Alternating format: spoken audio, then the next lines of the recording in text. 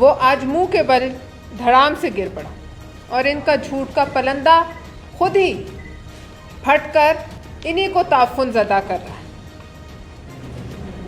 اس جماعت کا جو پروپیگنڈا سیل ہے اس میں اور ہٹلر کے بغل بچے کہ جھوٹ کی فیکٹری میں کوئی زیادہ فرق نہیں،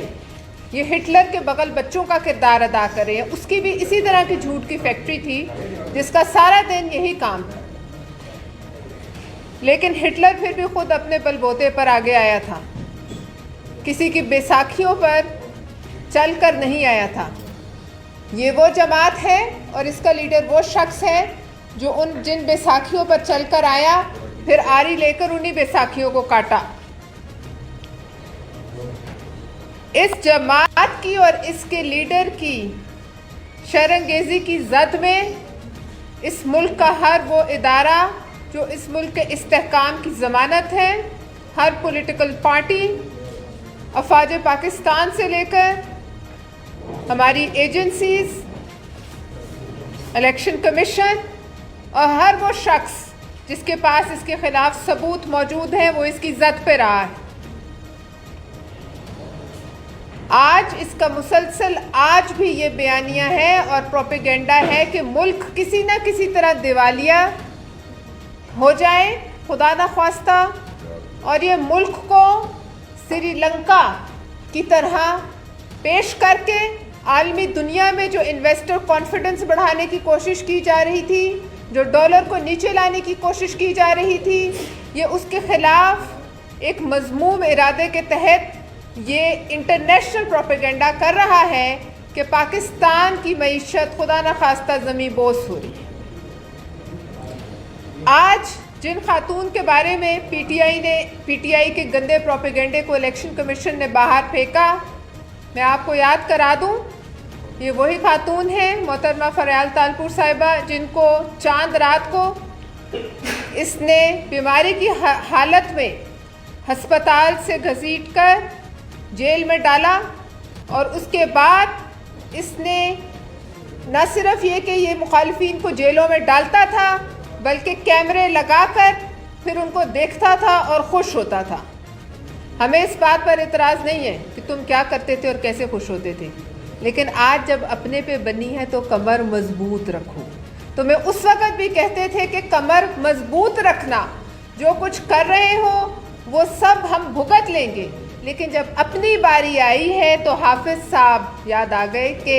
چیف آف آرمی سٹاف حافظ قرآن ہے۔ Imran Khan chief of army staff اس وقت بھی حافظ قرآن تھے جب انہوں نے آپ کو بتایا تھا کہ امر بالمعروف کیا ہوتا ہے، اور ریاست مدینہ بنانی ہے تو اپنے گھر سے تو آغاز کرو۔ تم کیسی ریاست مدینہ بنانے جا رہے تھے جو تمہارے گھر والے ہی اس پر عمل پیرا نہیں تھے؟ آج آپ کو وہاں سی وی پیش کرنا یاد آ گیا، آج آپ کو ان سے امیدیں وابستہ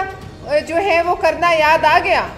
لیکن چند دن پہلے آپ ہی پاکستان کے اداروں کے خلاف خوفناک ترین پروپیگنڈا مہم میں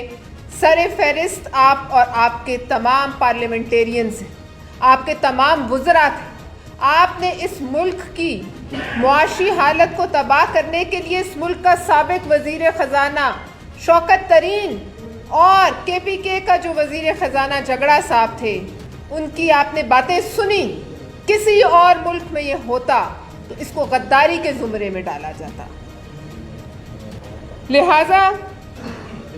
آج آپ سے جب